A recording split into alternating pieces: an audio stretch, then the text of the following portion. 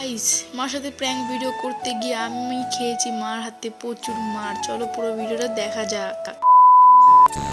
তো guys welcome back to my channel. তো guys সকাল সকাল ঘুম থেকে উঠেই বাইরে গিয়ে দেখি মা আর ঠাম্মা মিলে এখানে টাকার দোকান দিয়ে দিয়েছে। আর এখানে আমি বাইরে এসেছিলাম যে আমার স্ট্রবেরি গাছে স্ট্রবেরিটা পেকেছে নাকি। আর এখানে এসে আমি ভাবছি যে স্ট্রবেরিটা কাটবো নাকি কাটবো না।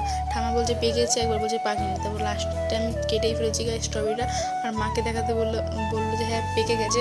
তারপর মাকে বললাম খাবা নাকি, মা বললো খাবে না। তাই আমি পুরো স্ট্রবেরিটা আমি খেয়েছি গাইস। আর গাইস স্ট্রবেরিটা দারুণ ছিল খেতে, পুরো মিষ্টি ছিল আর টকটা এত বোঝা যাচ্ছিল না।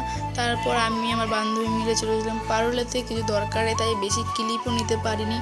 আর আমি গেছিলাম আমার একটা কাজের জন্য। আর এখানে একটা ফোনের দোকানে এসেছি, কারণ গাইজ আমি আমার ফোনের গ্লাসটা চেঞ্জ করতে এসেছিলাম গাইজ। আর এখানে আইসক্রিম খাওয়া দাওয়া করে আমি চলে গেছিলাম ওদের বাড়ির সামনে, কারণ ওকে দিয়ে আসতে।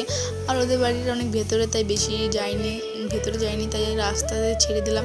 আর গাইজ বাড়িতে এসে আমার মাথায় একটা বুদ্ধি আসলো যে মার সাথে একটা করবো ভিডিও, তাও আবার প্র্যাঙ্ক ভিডিও। আর এখানে মার সাথে ভিডিও করতে গিয়ে গাইজ কী বলবো, যাই হোক মাকে বললাম চলো যে ভিডিও করবো। মা ওইখানে এসে দাঁড়ালো, মাকে বললাম যে এরকম এরকম হবে, মানে আমি যা করবো তাই তোমাকে করতে হবে। তো এখানে মা বুঝে গেছিলো।